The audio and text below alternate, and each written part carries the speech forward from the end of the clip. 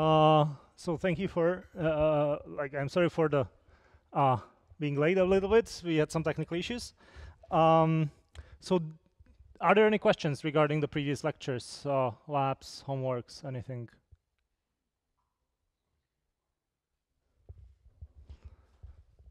If not, then we are going to talk about real reinforcement learning with many states and without the knowledge of the model today.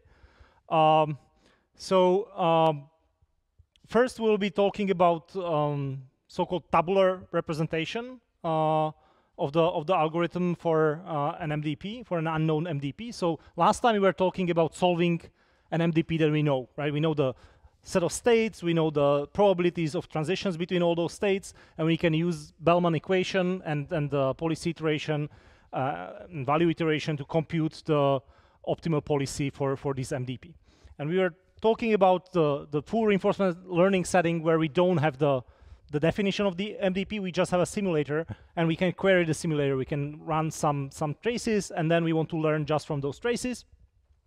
So that's one distinction that we'll be making today. So now we'll not assume we have access to the MDP.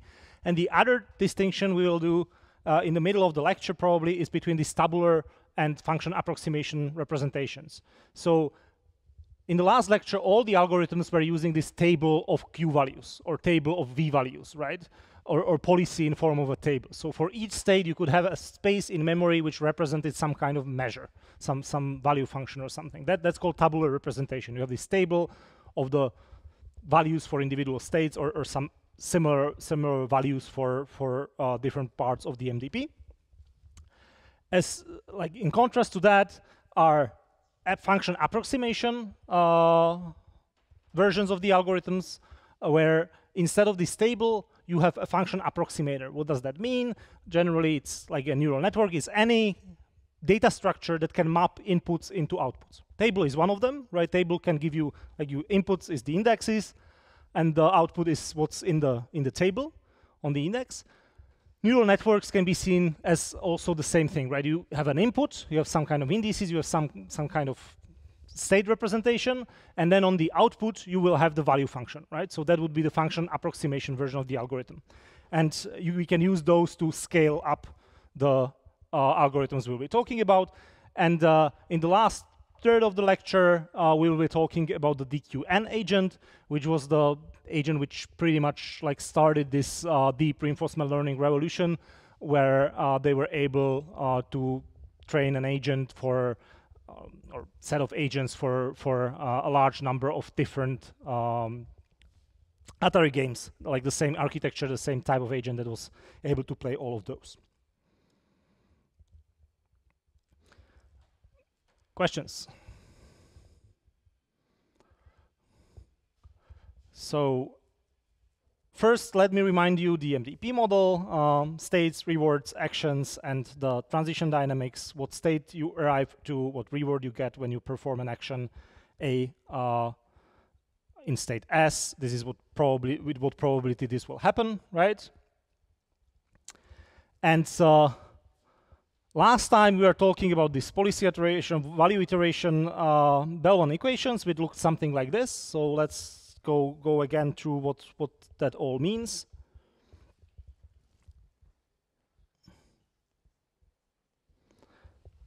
So that was for evaluating value function for some specific policy pi. So for some specific policy pi, we wanted to know value in state ST. That's the state which we arrive to at time t. It's the expected value over the reward we can get in the future step, which is the immediate reward plus gamma discount factor times the reward we assume we will get from that point on, right, from state S plus 1 further. If we rewrite the expectation to a sum, it's sum over all the actions.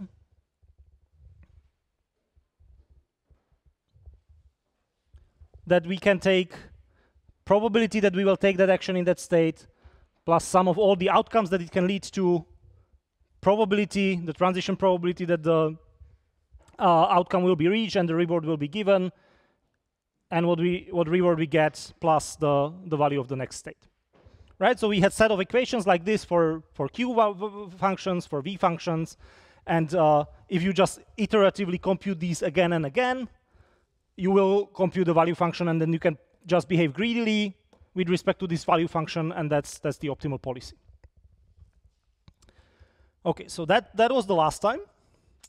But the disadvantage is that in order to do this, you need to know this measure. Let's say you know your strategy, you know your policy, that's fine, but you don't know exactly, like when you perform some action, what is the probability that you will reach to some next state and you will get some reward, right? You have to try that, and you may not have the opportunity to try it again, right? Like you will try it just once, and then maybe you will never ever get back to this state anymore. So you cannot really perform this computation.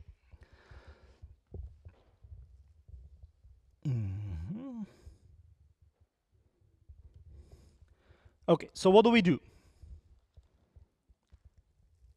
Instead of computing this full expectation, we can compute expectation just by sampling, right? Like that's just expected value of some process. These are some probability that something will happen, and this is the value it will have. So you can imagine it as throwing a dice, right? This is the probability that the face comes, and this is the outcome, the value of that outcome. So if the dice has 6 faces, let's say it's not fair, so we can have 1, 2, 3, 4, 5, 6.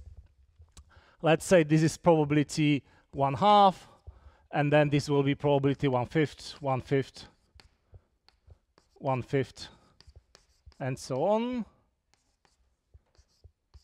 And that wouldn't work. That wouldn't work. It has to be one. What?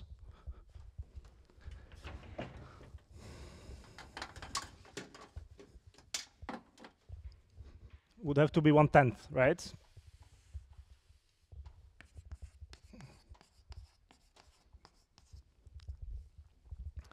And we want to compute the expected value of that throw of the dice, right? So how would we do that?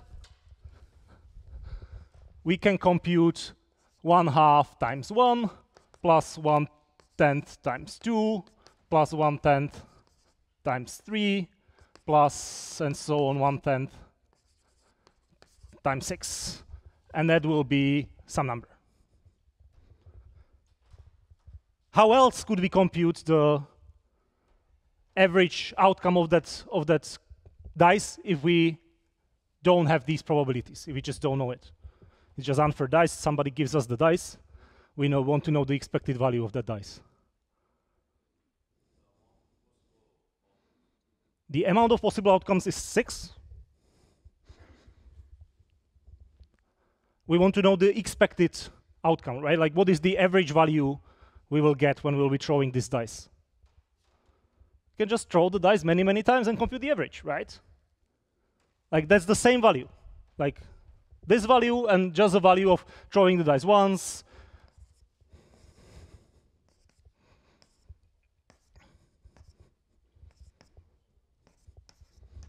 Right? We can just throw it many, many times, then compute the average, and it will converge to the very same value if we will have enough samples. Is that clear? Like this is the very fundamental thing about the reinforcement learning algorithms, and that's why I was talking about averaging in the first lecture about bandits, and we'll be doing pretty much the same here. So instead of computing the whole sum, which we cannot because we don't have that value, we will be just sampling different like traces in the reinforcement learning. This is beginning of our simulation. We will run one trace, and in that trace, we will be computing the value for each state. So for this state, we will compute value as the incremental update we were talking about before, right? So that's the old estimate of that state plus some kind of learning step plus new reward we got right now, or new estimate of the value we have right now, which is the immediate reward plus gamma times what we can get from the following state, minus the original estimate, right? So this is some kind of error on the current estimate. this is the current estimate, right? So it's just current estimate plus alpha, some kind of learning step times the error on the estimate we have. And it's similar to this toys. If we just run it many times, this will converge to the same value as if we were computing the expectation. Do you believe me? Like in the two lectures away or before, we were talking about this alpha, that in order for this to be really true, we would need this alpha to be 1 over n, right? And then I was showing the proof, then that's doing exactly the average, so exactly the expectation. But we don't really want to do that in this case, because while we are doing that, we are also training this v as t plus 1, right? Because once we update this, we move here. And if we continue the trace, let's say we go this way, we will want to update this based on that. And the next time we are here, we'll be using this updated value of this. So things are not IID. These will be changing. And that's why we want to put more weight into the later iterations as well, right? So that's why we use this constant alpha and not the 1 over n, but it's the same idea. You are just using sampling to estimate the value function. Any questions?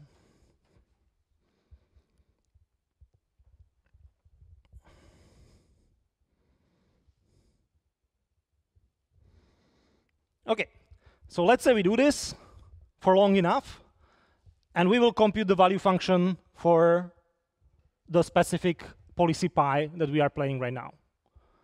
Is that enough to play in that game, to actually execute the behavior? We had the same situation last time. If we have just the value function, which corresponds to some policy, like we need to improve it, that's one thing. But most importantly, we cannot play based on the v function. We need to play based on the q function, right? If we don't have the model of the environment. So instead of the v function here, you can imagine the very same equation here with a q function. The same way, the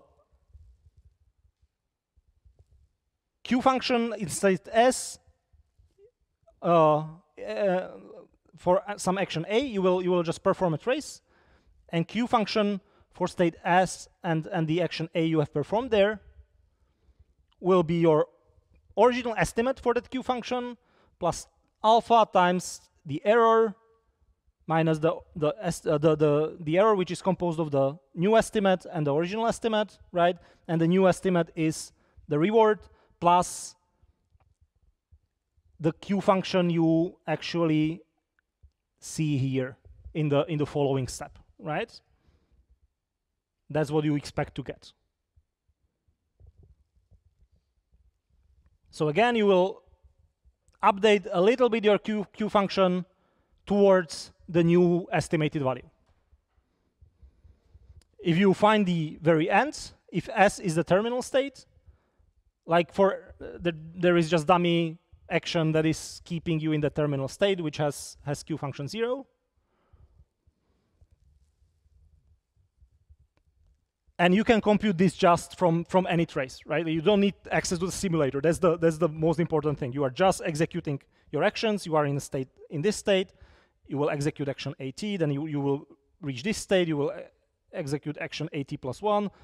You will be here. You will execute next action, and so on. Just execute actions until you end.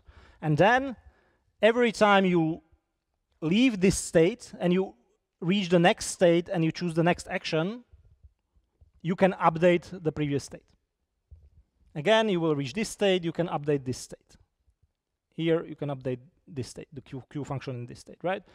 And at the end, you will update all of those states. Again, you will just do this many times, and you will compute the q function.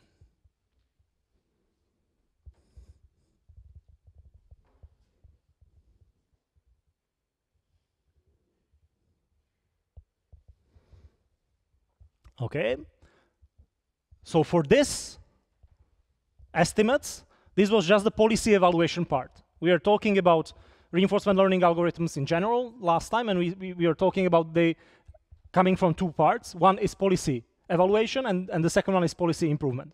And you want to iterate this. You want to improve the evaluation of the current policy you are executing, and then you want to use this evaluation, this value function, to improve the policy you are executing a little bit. And then, again, you want to evaluate this new policy, and you want to update the policy based on the new evaluation, and so on, and you want to iterate these things, and this was this generalized policy iteration algorithm. So if you want to do something similar, you want to update the function, and for Q function, we were talking about this simple value iteration algorithm where you were updating the value function every time based on the maximum of the values you can reach, right? That didn't have these two stages so separate. It was just one stage. You were always updating just the value function, and you were assuming that you are playing the maximum, right? That's the algorithm that we had the last time. And this will be just the sampled version of the same algorithm. Just a sampled version of value iteration is called Q-learning. It's the most fundamental algorithm, probably one of the simplest one that is already doing the full reinforcement learning on full MDP. And it looks very similar to the previous formula, right? It looks like this formula. The only difference is that here there is this max, right? So again, it's updating the Q function in state Q, in state ST,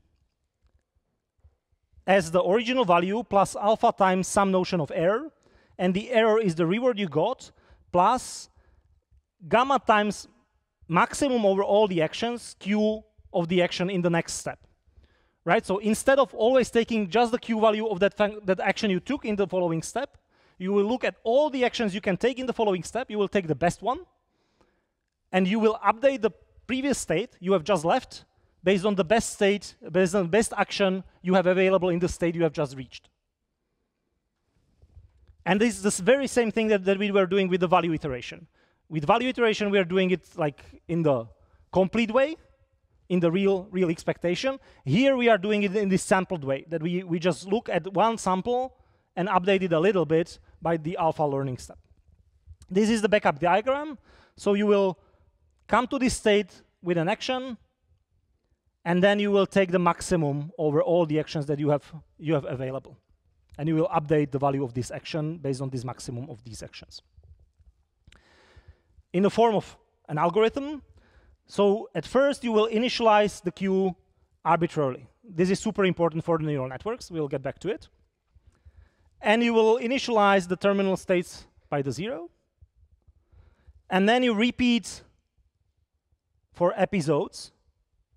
Like episode is like when you are playing the Atari game or something, you start the game until the game ends. It's the episode.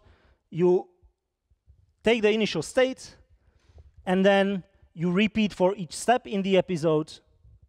You choose an action from S using a policy derived from Q. For example, epsilon greedy, but it can be anything.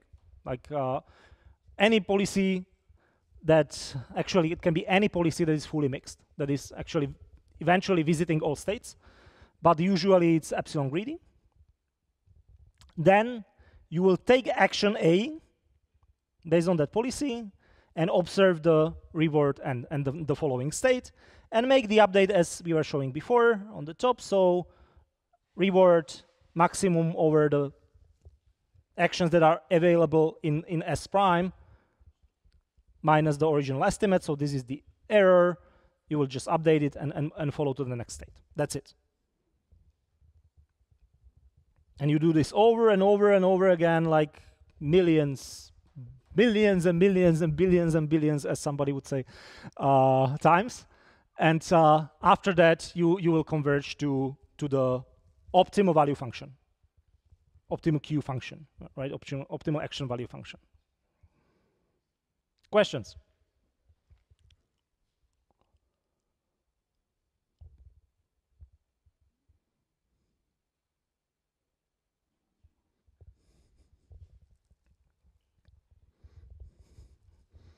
No questions. I want to tell you anything else. Yes.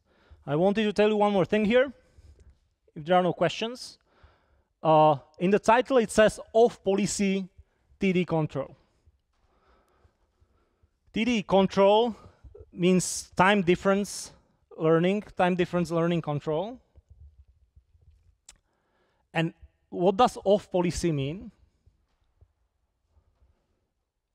It means that you don't have to be executing the policy you are learning the value function for, right? There are two categories, again, of reinforcement learning algorithms. Some of them are on policy, which are basically trying to evaluate the same policy the agent is playing. This, if you look at how it looks like, the only impact the policy you are playing has is what parts of the space you are updating, but not exactly where you are converging. If you play uniform policy, for example, and update these Q values like this, you will converge to the very same Q values as if you play like epsilon greedy policy and update like this.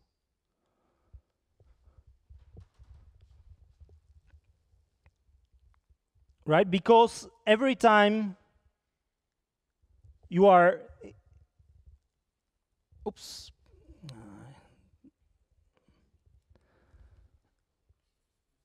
you are updating this action.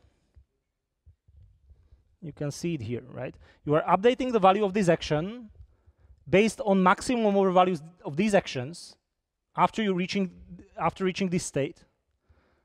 And the policy itself, your policy, is not part of the update anywhere. Right? So the update itself is independent of your policy. The policy decides only in which parts of the space, like in which states you are making the update. But the update in that state is independent of the policy. Right?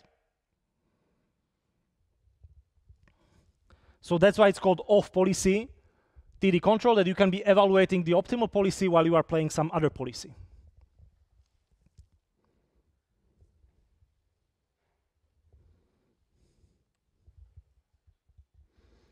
Okay, I guess we'll have an example.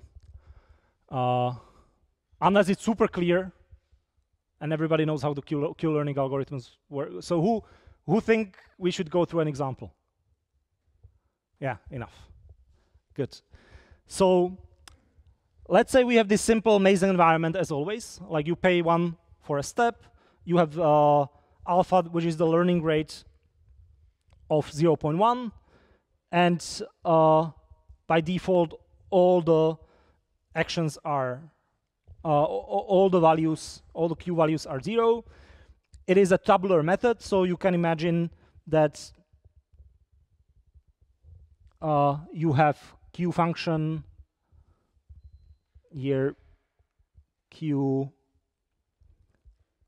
for each state for action right will be a table like this, right? An array, a value for each Q value for all actions for action right will be again array like this. But I'll be drawing it here, the current value like this, so that it's more clear how it was changing in time, right? But you can imagine that it's the tabular method, so you would have table for the Q values. Let's say we start here. Now we can go anyway, right? We'll be following the epsilon greedy, but we can do anything that is derived from Q value, even epsilon equals 1, right? So completely greedy, let's say that we choose to go right.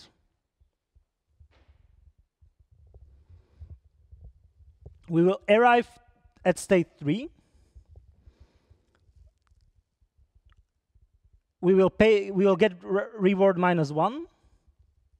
We will arrive at state 3. We will look at all the actions at state 3 in our Q function, which is initialized to zeros, right? So this maximum will be a 0. The original Q value for that state and that action will be 0. Alpha is 0.1, so we will update the Q value in 2 for going right by plus 0.01. and this will be the value. 0.1, sorry. Is it clear? The next step, now we are in 3. Let's say that, again, we can perform any action. We took a random action which will go left.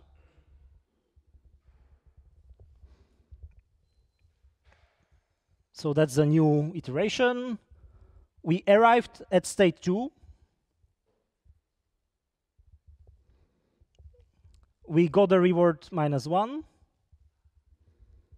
Our original estimate for going left in state 3 was 0, because we never went left. It's state 3 yet.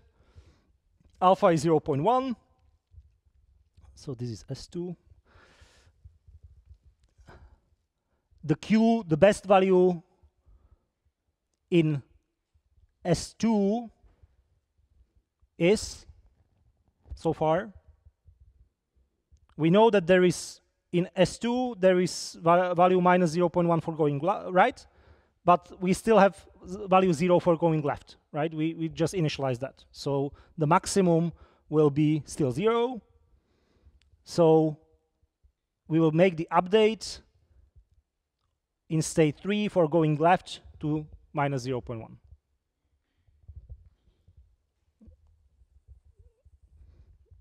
So now we are in 2 again. And again, we can choose whatever we want. So far, we know that going right in 2 gives us, our estimate is -0.1. Going left, we don't know yet, right? We just have the 0 there. So let's choose that we can go to the left from the 2. So we will move here. And again, this will be S2. This will be S1. Reward is -1. The original value at S2 for going left is 0, right?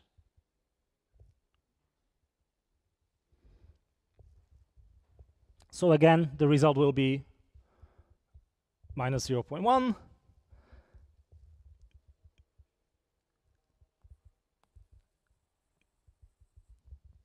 Next iteration, we are in 1, and let's choose that we go right. Now it's a little more interesting, because we are at S1. We are reaching S2.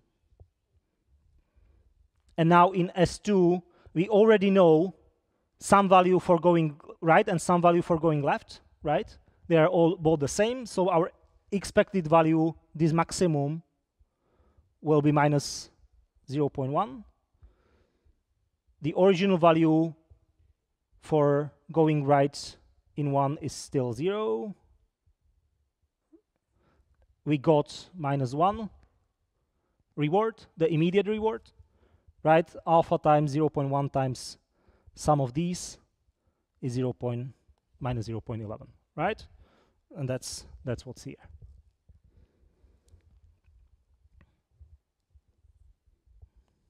Last step, we are again at 2. Let's say we go left.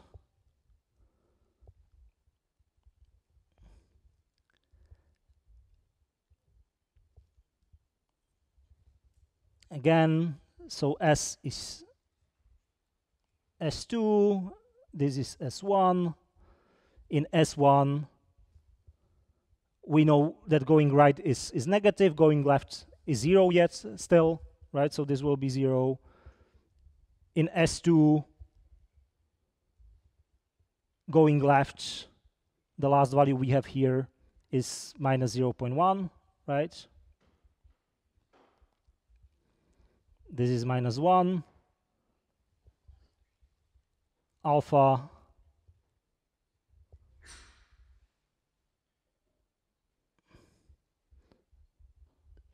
so this sum is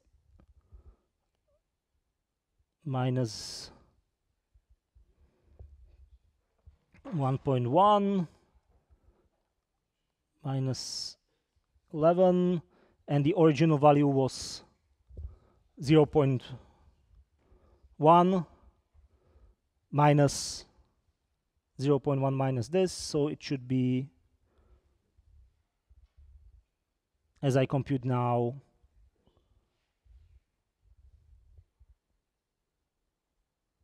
again minus 0.21. So maybe I made a mistake, but is the algorithm clear? I don't know whether I made a mistake now or on the slide, whether this number or this number is correct, but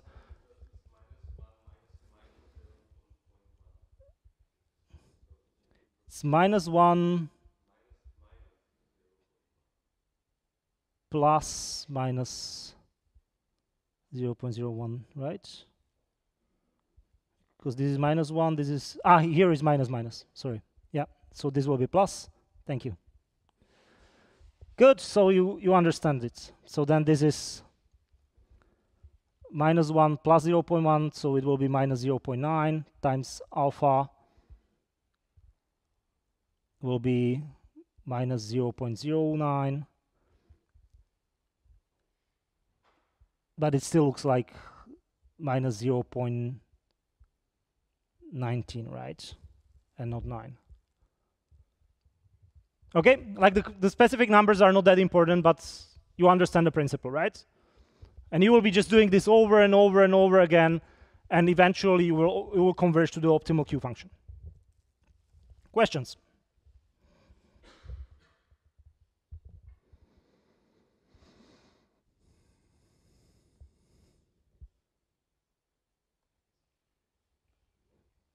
Don't use Siri. I don't want to use Siri.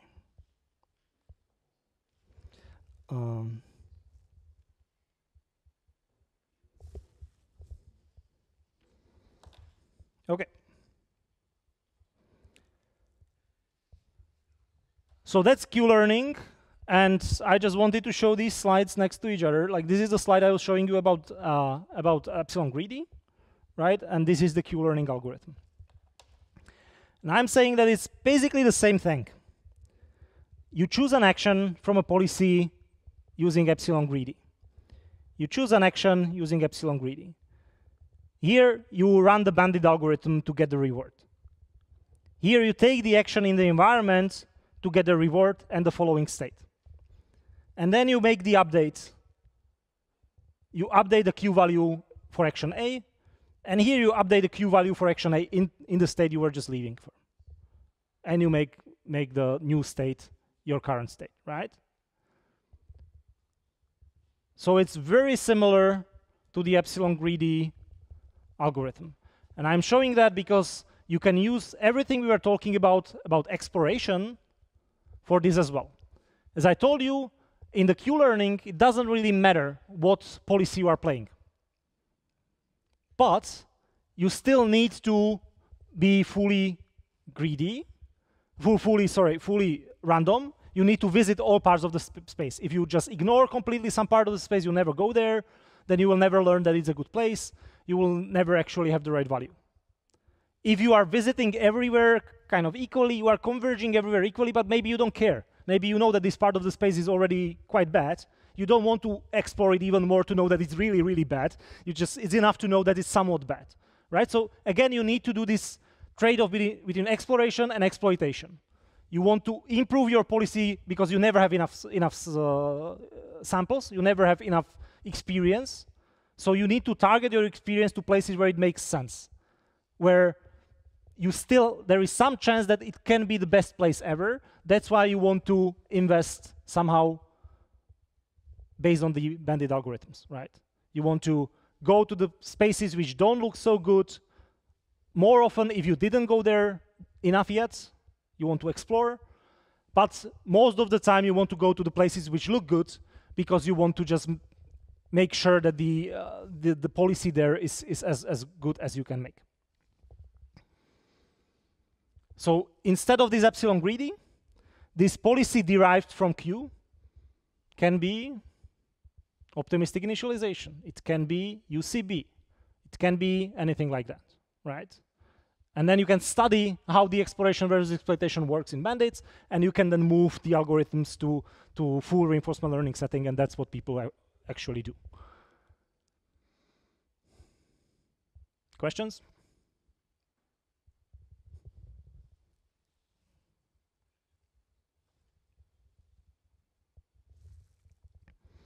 Okay. So that's just the first reinforcement learning algorithms. There are hundreds, and I could talk about hundreds, but we rather decided that we will take this one algorithm and show you how we can scale it up to the actual DQN, like to the big result, where you can do like real-world problems with it, right? And that's why I'll now explain several like not very like clearly motivated pieces of reinforcement learning. It's kind of a random set of techniques which were necessary to reach this result, right? It's not like the most important things you should definitely know, but it's rather important to do this one thing. And one of them is the maximization bias. The maximization bias is a property of Q-learning which makes it convert super, super slow in some environments. And this is one example environment which is showing the problem most clearly. So here, you can go right, you will pay nothing, and you will end. That's the optimal policy. Or you can go left, you can go wrong, you will get to state B, and then you have plenty of actions available. You have, let's say, 10, 20 different actions available. Each of those actions is noisy, and will give you a noisy reward with mean minus 0.1 and large variance of 1.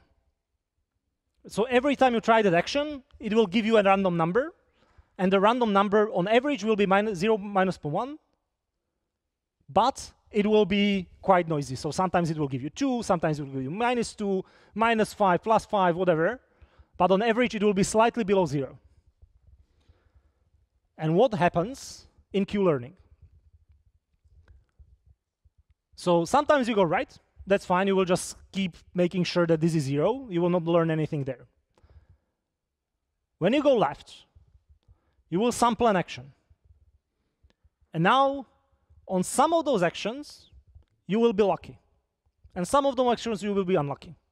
So if at least one of these 10 actions, you will by chance think that it's better than 0, you will update this Q value for action for going wrong in A by this maximal value, by the most lucky guess you got out of all these actions, right? And then you will go there, and maybe you will update it later, but if there are enough of these actions, you will be always lucky at least on one of them.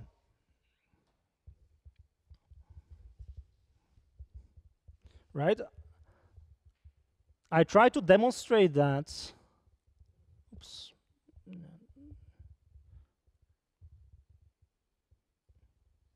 In this Google Sheet. Like this is not a sampled reinforcement learning setup. This is, let's say that we learn value of all those actions every time. That we are not forced to choose just one of those actions, we can choose all of them.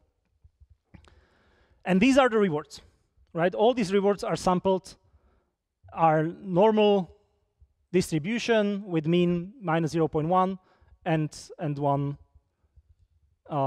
variance, right? So if we take the average, that's this Q value. Okay, this time it worked.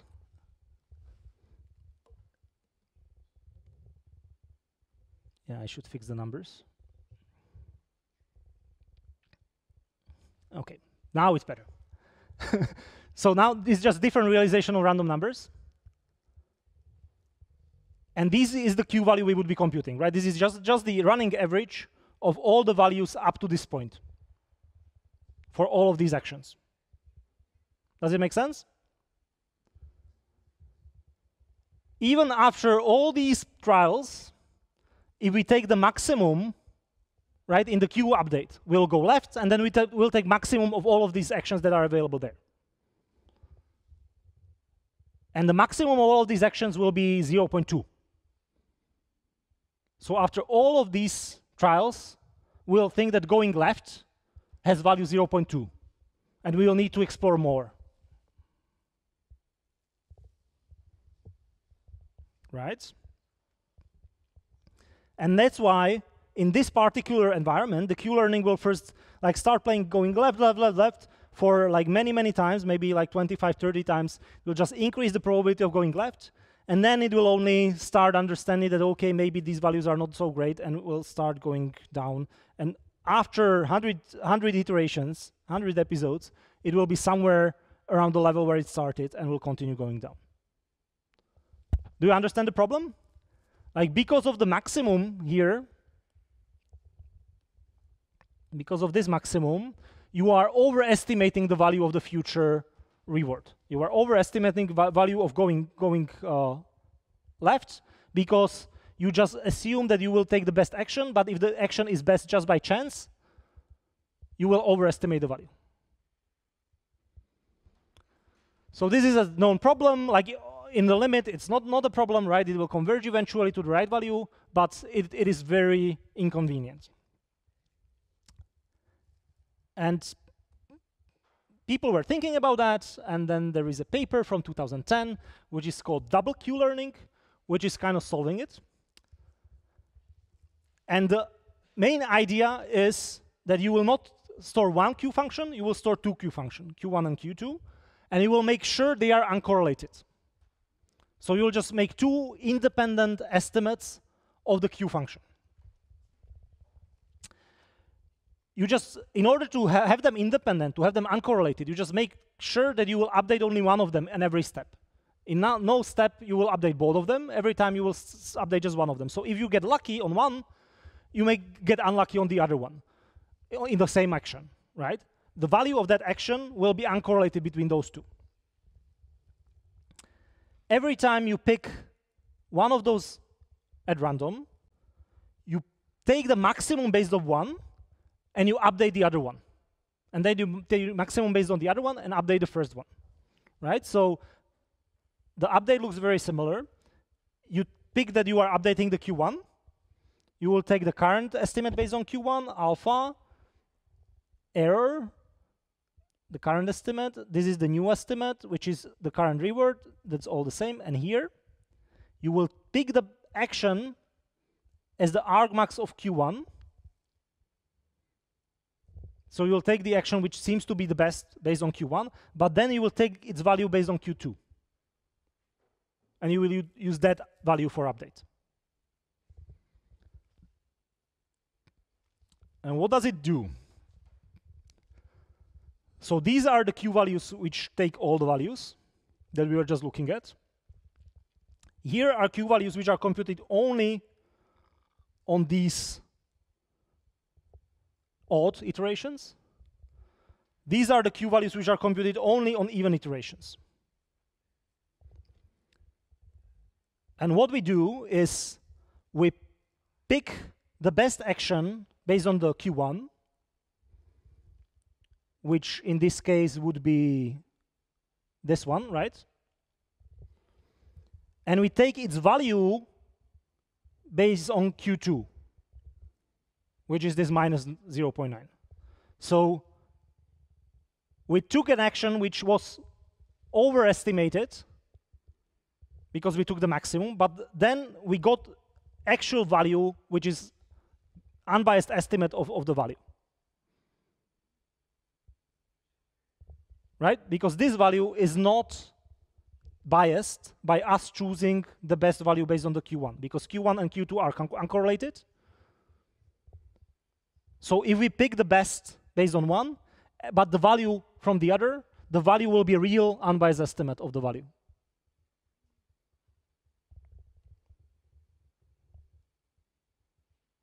Does it make sense?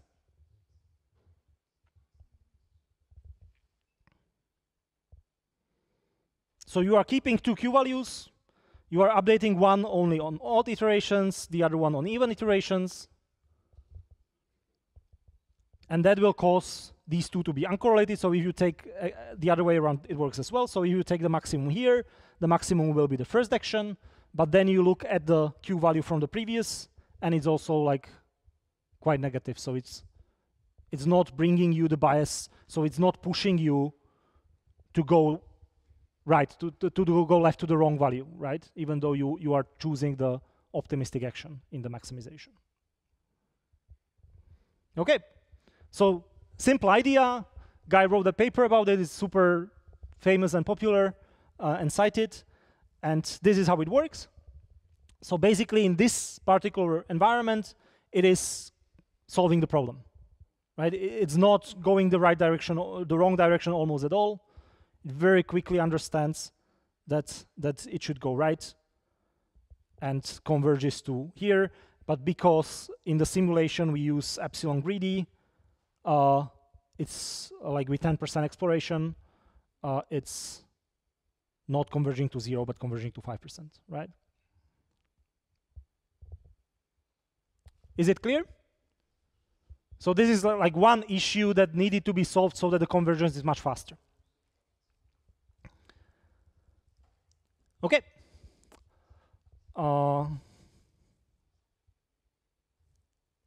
So now the Atari problem. I already mentioned it in the first lecture. Like, why is the Atari problem important? And the old school kind of narrow AI, the chess programs and all the expert systems and everything, like, were focused on this one domain, right? They were good at one thing.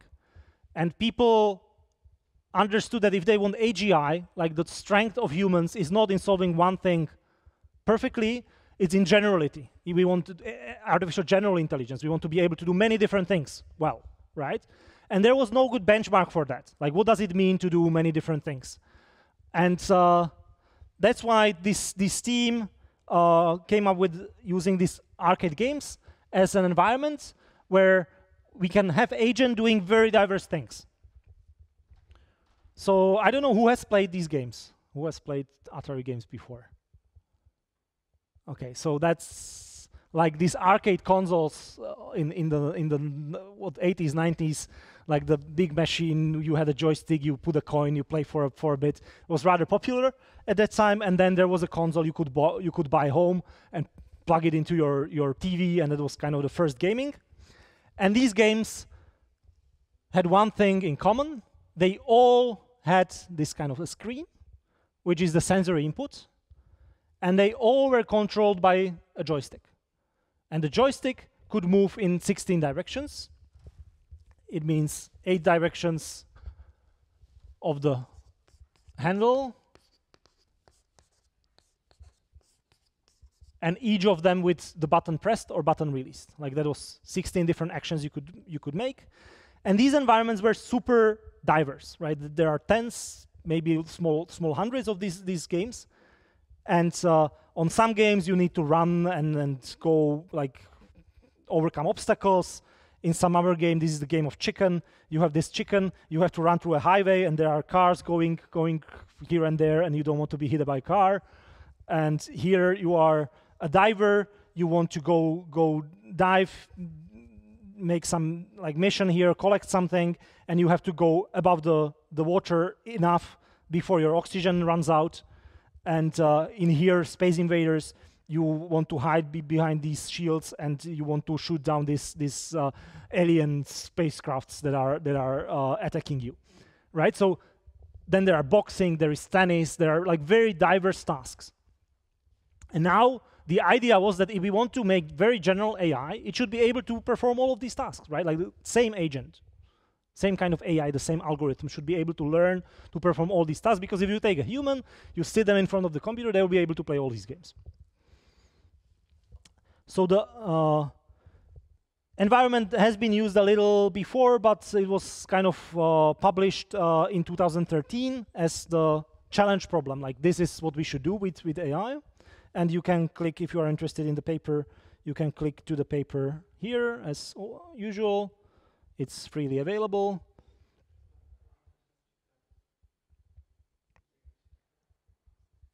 Right, so you can look at it, and there is the explanation why it's such a great benchmark. And just 2 years later, a group of people from a little unknown startup called DeepMind, like, solved it, basically. Like they created this DQ1 agent, which was the first AI which was able to like really achieve human level performance on this benchmark. Before that, people were using it for a couple of years just for research, and they had some kind of improvements, but these guys actually were able to solve it, and that will be the rest of the lecture, how they did it. Again, it's a paper which is quite readable, so it's split to this first part, which is short and easy to read, and then methods, which is all the details. So at least the first part I advise you to read. And how did they do it? So it's an MDP, right? So first, all the reinforcement learning algorithms run on MDP, so we need to turn the Atari game to an MDP. How do we do it? We need a set of states, we need a set of actions, and we need a transition function, right? So what do we do with the states? For many of those environments, like only what's on the screen matters, right? Like if you take breakout, there is this ball that you need to hit, and then when the ball hit these bricks, the bricks disappear, and you want to make all of those bricks disappear, right? That's the game. And there is no hidden information, nothing else to know, so everything you know is on that screen, right? So why is the screen not your state? Why one frame of the screen is not a good representation of that state?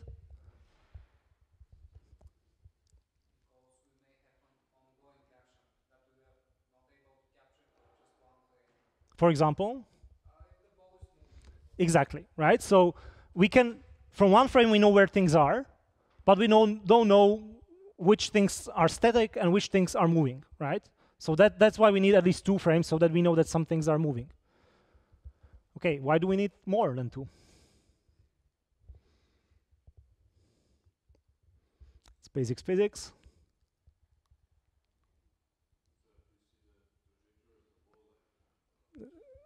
We see the trajectory. Yeah, we could see it already from the 2, but it could be useful. Why is it useful to see the trajectory? Right, it's a Markov. We want to make it a Markov process, right? So we want to collect all the information that is necessary to forget all the other history, right? That will be the Markov property. So in order to formulate this as a MDP, we need it to be Markov. So what else can we learn from 3 frames about the history? Acceleration, exactly, right? Like from just 2, we know speed, but if something is accelerating, we'll find out from 3. So 3 probably should be enough. Like it's clear that less than 3 is not that great. They used 4, just to be sure, right? Because there might be some other effects to evaluate. So their state was 4 stacked frames. That's the state of the MDP. And it was too large, too much information, so they just reduced it. They reduced it from this resolution, which is the resolution of the Atari games, 210 by 160 pixels, to 84 by 84 pixels, and from RGB colors to just monochrome colors, because the color usually doesn't have that much information, because many people were playing it on black and white TVs, right? So that's why the designers of the game didn't include much information in the color.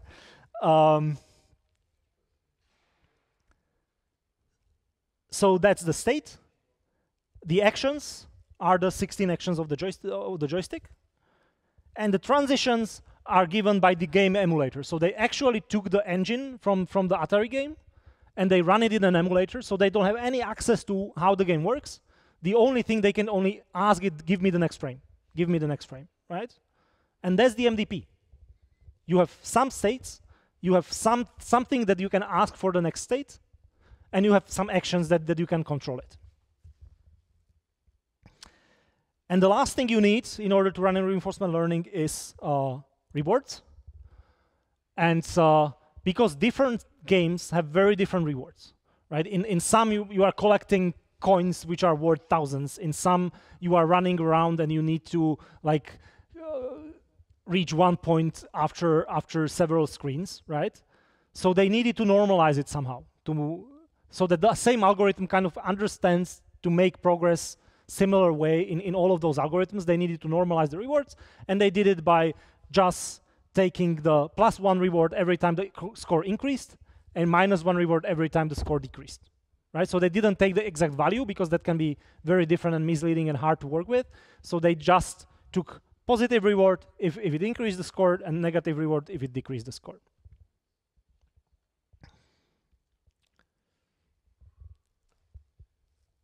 Okay.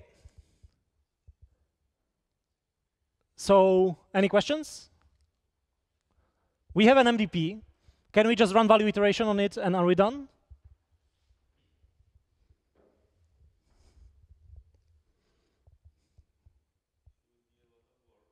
It would be a lot of work, yeah. Why? Okay, so how many states there are?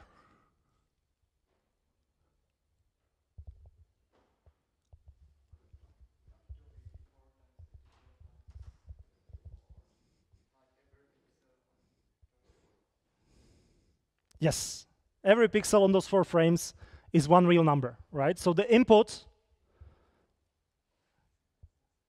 is something like, it's a real number. It's not even, this would be a bit. If we had just a bit per pixel, it would be 2 to the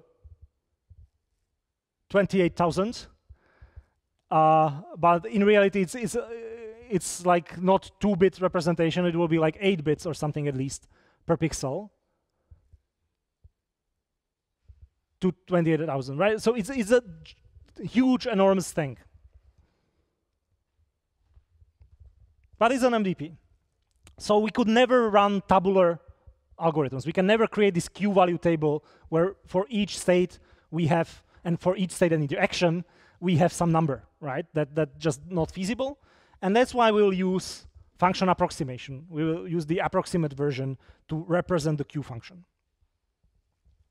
So just very quick intro to supervised learning. Like did you have supervised learning meanwhile somewhere? Not really, right? Still, that's unfortunate, but I didn't have power to change that. So supervised learning is just function fitting. You can really see it as trying to find a function for some inputs x and outputs y. You want to find a function which is mapping those x's to those y's. Can imagine it in 1D, you will have some numbers here. For each number, this x should be mapped to this y. This x should be mapped to this y. This x should be mapped to this y, right? And you want to put some function which kind of, on the training point, it's trying to go through that point to predict correctly the training point. And in between the training points, it will somehow interpolate, generalize, right? And it will tell you that, okay, even if I have never seen this point before, because I know that this point was here and this point was here, the value will be somewhere here. Right? So this is a function approximation problem. And neural networks are basically just doing this. You give it input. So for example, the handwritten digit recognition, input will be this matrix of pixels. Some of them are black, some of them are white. Right? So this will be this, I don't know, 100 by 100 or 20 by 20 pixels. That's the input, that's the x. And the y will be 2. Right? I will want this function to be at the height 2. For this input, I want it to be 3. For this input, I want it to be 4. For this input, I want it to be 5. Right? And I give it enough of these inputs, and I will hope that the function it will put there will interpolate well enough even in between those numbers which it have never seen, in between those inputs that it has never seen. Does it make sense somehow intuitively? Just mapping inputs from outputs. If I give it enough inputs and outputs, it will learn to map similar inputs to similar outputs. That's all we need. Okay, and in fact, it's represented by a neural network, which is not super important. These are all the inputs, right? So each pixel is one input, one value. So if we have those 28,000 inputs, every one of them is one number that is on the input of the neural network. And the neural network is built on these simple units. And every unit is doing this simple operation, which is called ReLU, rectified linear unit, which is just taking weighted sum of inputs from the previous layer with some weights. These weights are trainable parameters. This is what training of neural network means, that we will be updating these parameters. And we'll take max from 0 for some reason, because it needs to be nonlinear to have some power. And it will be output of this neuron.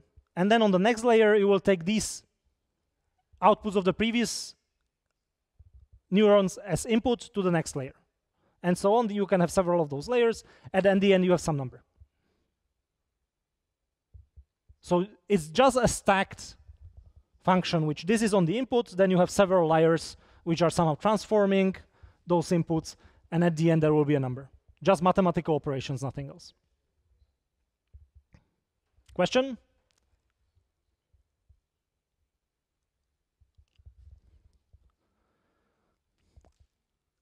So this is a function, and we want to train it. How do we train it? If we give it a new input,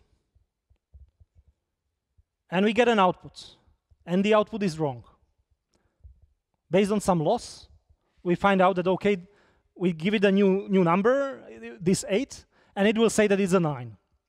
And we'll say, no, like this is an 8, it should be lower. The error on the output is that this output should be lower.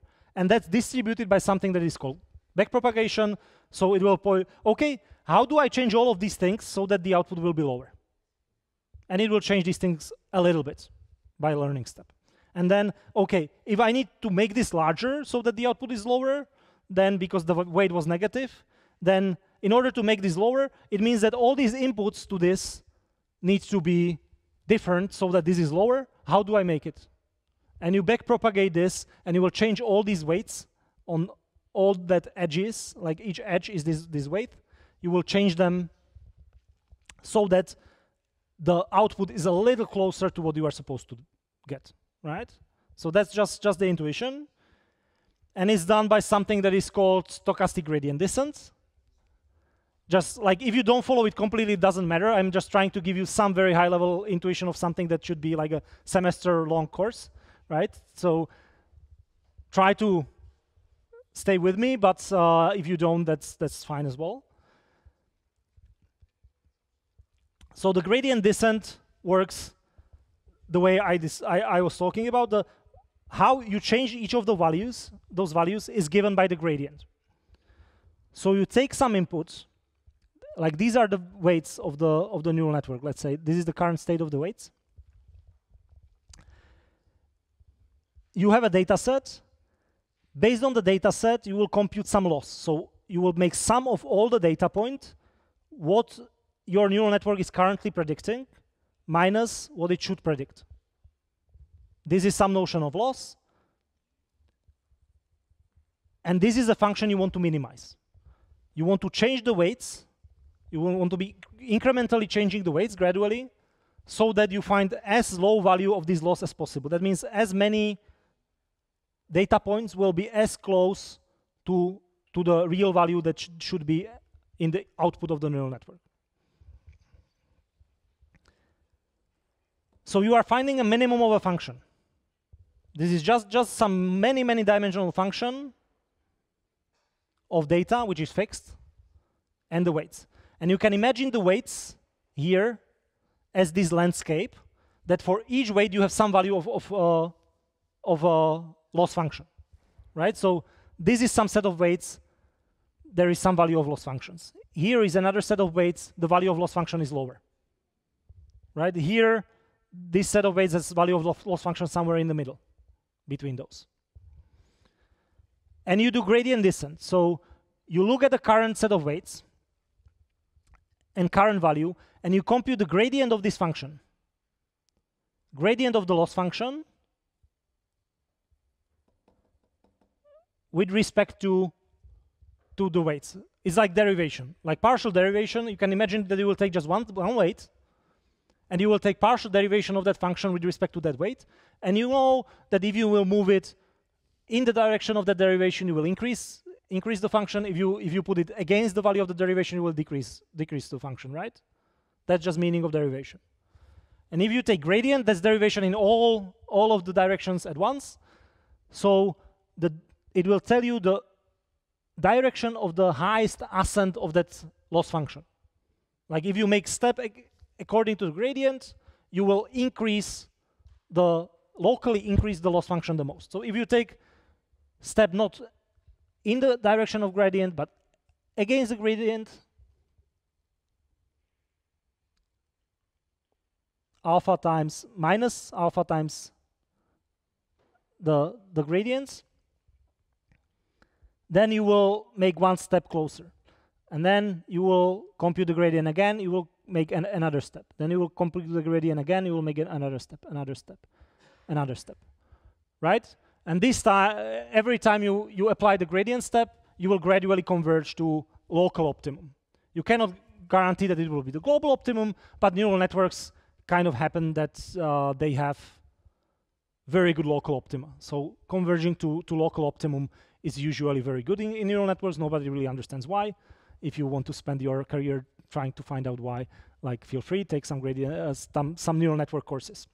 But this is kind of the general idea how neural networks are trained, right? You define a loss function, then you compute the gradient. There are frameworks that are doing that automatically, and you make a step in the direction of gradient. Question?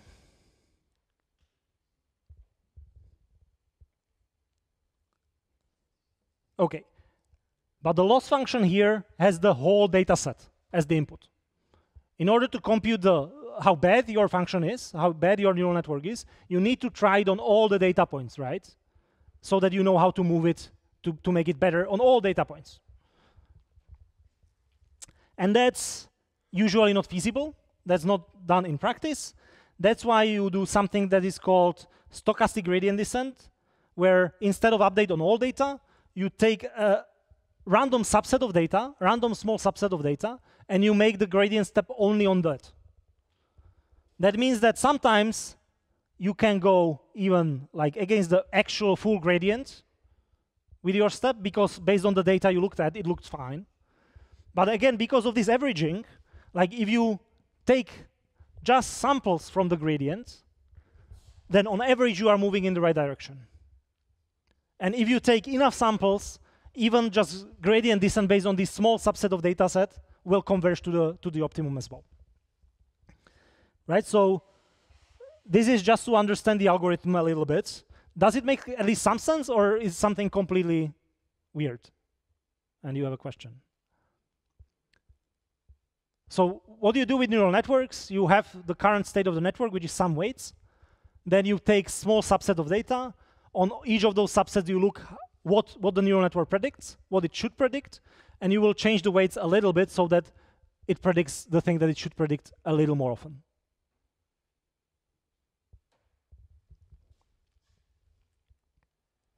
Okay, so now we can look at the exact DQN algorithm from the paper, and hopefully I'll be able to explain at least a little bit what exactly it does, because you should know everything that we need. So first of all, it uses something that is called replay memory, which will be the data set of capacity n, whatever. It initializes Q function. So Q function will be a neural network now, and it initializes the neural network with random weights theta. The theta is the W, the weights that I was showing before. And here, the important thing is that if you initialize the neural network with random weights, it will give you random outputs, right? For any input, it will give you random output. That's why it was important that the algorithms didn't require that the Q values initially are set to 0. They could be set to anything at all. And then you are updating from there, and you had the guarantee that it will converge. Because with neural networks, you cannot really guarantee that you will put it to 0. And most importantly, if you could put it to 0, then your gradient descent wouldn't work, because for any inputs, it will be always 0, and it would be very hard to find out how to change the neural network to make it better. So it's important to have the random weights. And then it initializes also some Q hat, which is a second Q function, which will be used for the double Q learning, right? So there will be two Q functions. One is Q and the other one is Q hat. And then it runs episodes. It initializes the episodes by the first frames, and takes this phi1, which is a preprocessed version of the first 4 frames, right? So this S will be the actual frames in the game, and this phi is the feature representation, right? It's the reduced, stacked, monochrome frames. And now with probability epsilon, it selects a random action. That's the epsilon greedy. Otherwise, it will take an action which maximizes the Q function for the current representation of the current state and the current weights of the neural network. Execute the action in the environment and observe the reward. Did the score increase or did the score decrease? And observe the next frame, which is frame x t plus 1. And now the next state will be the previous state, action you took, the next frame you got, and you pre-process it to feature representation to of the next state for the MDP. And you will store this transition in your replay buffer, in the replay memory. So every time what you store your current state representation, right? Just the features. That's the pre-processed reduced 4 frames. Action you took, reward you got, and the next state you reached.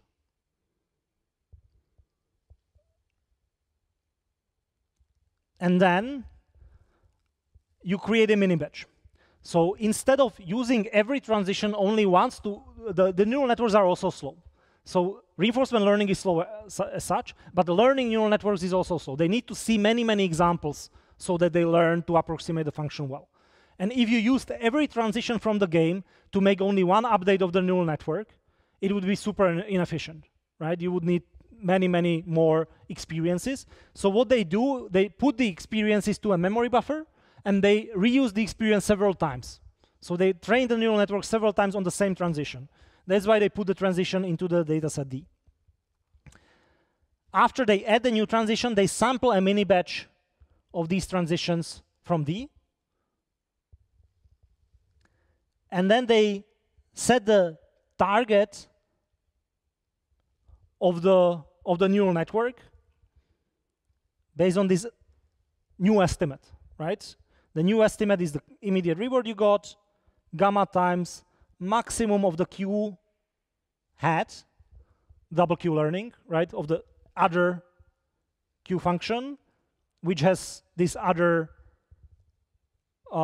weights theta minus, that just doubling the fact that it's a different Q function. So this is what you want to predict, this Y. And then you minimize this kind of loss. That's just squared loss representation of this is what you are supposed to be getting. This is what you are currently predicting. This is the loss function. So you run gradient descent on this loss function to make this Q, to change these weights so that you return values of the Q which are closer to the Y.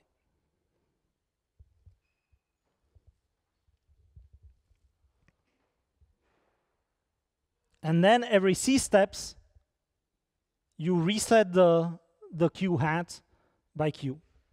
So they are using the idea of the double Q learning, but they are not using it exactly, because training 2 completely independent Q functions would be expensive. So that's why they train just one.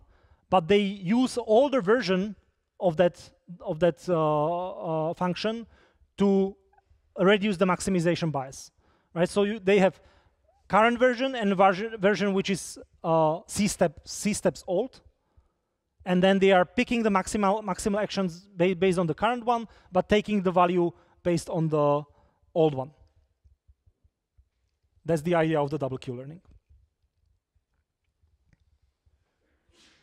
And that's it. That's DQN. I really doubt that it's clear, so think about it and ask, like, what is the most confusing?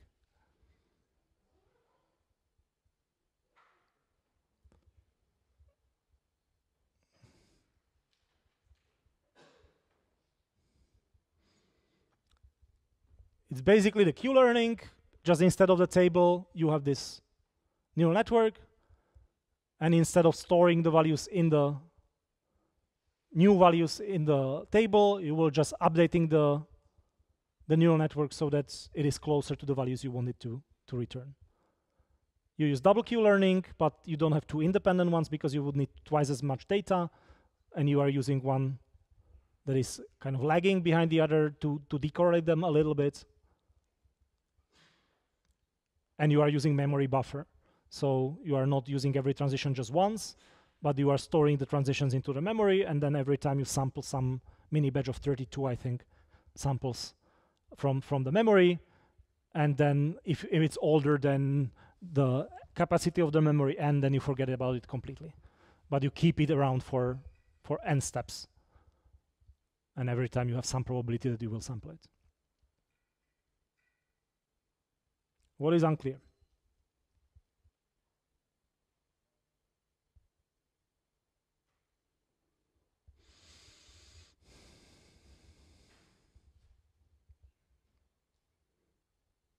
Who understands it? Okay, maybe two. So what is unclear? Did you understand the Q-learning itself? Like, that was quite simple. You are making the trace, you are always updating based on the maximum of the future, you are updating the past. Here you are doing exactly the same. You are taking the maximum of the future, the current reward, and you are updating the Q function just in this form of a neural network. And you use the double Q-learning, and here you use epsilon greedy.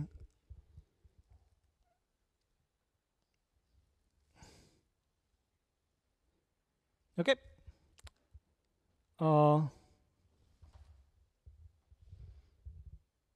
If there are no questions, let's move on. So how does it work?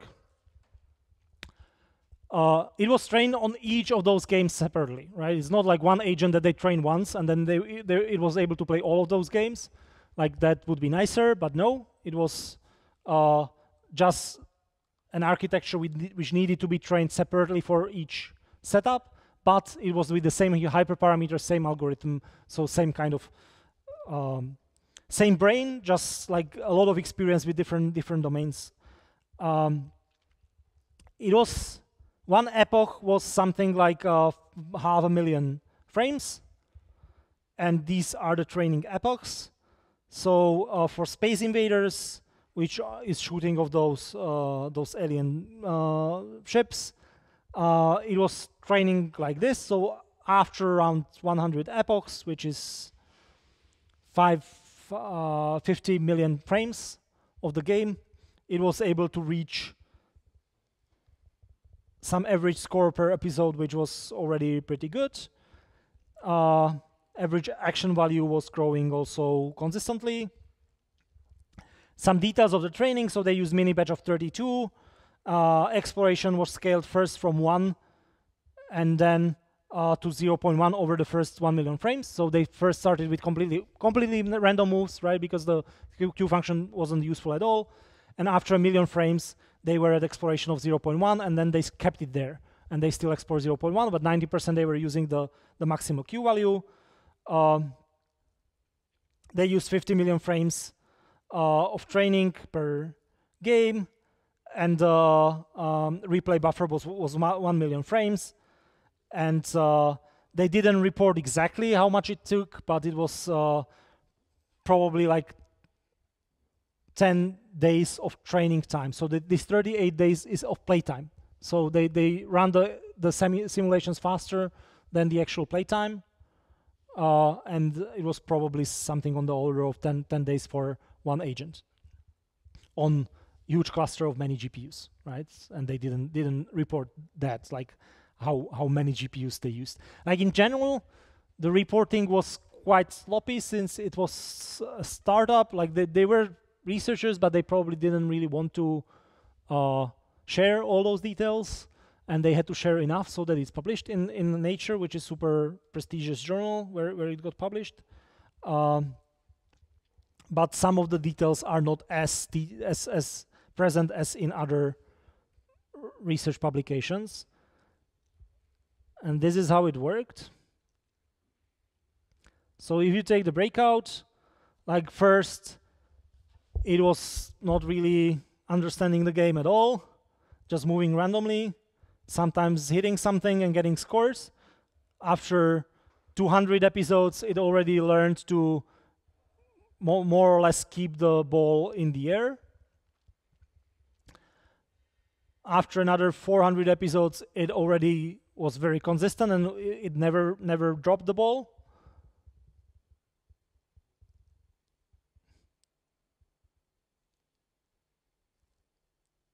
And after 600 episodes, it already learned like the strategy of tunneling, creating a small tunnel on the edge, and letting the ball like get the score without a lot of work.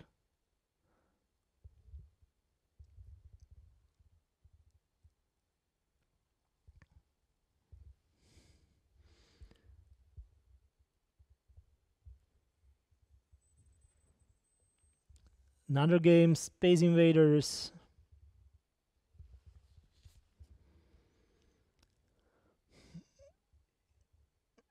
So again, first it was pretty much, this is already the trained agent. And you can find many other videos online that where DQN is playing the Atari games. So what were the results? They played this, I don't know, roughly 40 games and 40, 50 games, and these were the scores. They wanted to claim that they are human level. This is taken from the paper, so you can find the graph there as well. And they report like how much more score or less score than a human player the AI got. So they had a couple of testers, they let them play the game for a couple of days, all of those different games, and recording their scores. Then they took 75% of the average score and said that that's human level.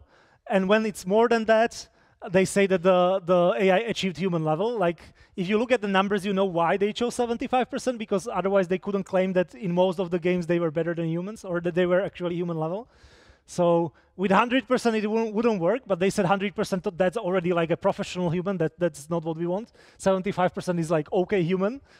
So that was a little bit unfair, but still. They were able to reach the score of more than 75% of human on majority of the games they played. For some games, like pinball, they were able to get like 25 times more than human, like basically never dropped the ball. For some games like Montezuma's Revenge, they couldn't get anything at all. That's like was a very famous game. Then for a couple of the next years, when people in reinforcement learning were trying to do something about that, and the game is that you have to go through many, many screens somewhere to get a key. Then you have to go to many, many screens somewhere else to use the key on a door. And unless you know that there is a key, there is a door, and you need to match these things, which are real-world things, which you cannot find out from that game, right? The agent, which doesn't know anything else about the world, only plays with this game, like, can never find out that it needs to do these kind of real-world things in order to progress in the game.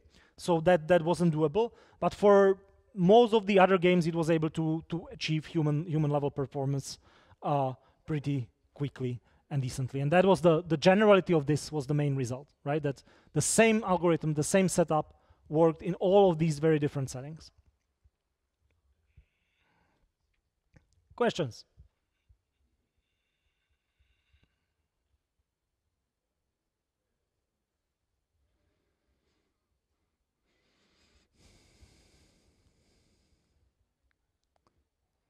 No questions about the algorithm, about the results, how they worked, why they did it.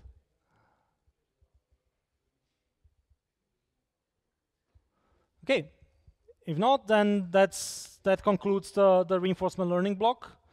So reinforcement learning can solve huge MDPs even without their explicit knowledge, right? So it was useful to model the Atari games as MDPs because then we could use the algorithms, Q-learning, exploration, whatever, like we want to reason about it and apply the algorithms. But we didn't actually have to have the MDP, right? The MDP is too large to do anything practical with it, but still reasoning about it as an MDP helped us to apply the algorithms from reinforcement learning on it. The key components of reinforcement learning is policy evaluation and policy improvement, right? Even here, we were evaluating all the time the Q values, which is some form of evaluation of the policy. In this case, the policy that is maximizing the Q values eventually. And by repeating these steps, a little bit improve the policy evaluation, a little bit improve the policy, we can converge to optimal policies. Just using this idea on the whole space is policy iteration and value iteration in the tabular form. But these algorithms like couldn't be used in really large settings where the MDPs are too large. That's why you need the function approximation, which we were talking about today. And these algorithms are super, like not super fast, but very versatile. So you can really have any little consistent updates, and on average, it will converge. You can update just a couple of states, as we saw that you can just update the states along the one trace and use function approximation, and it still converges.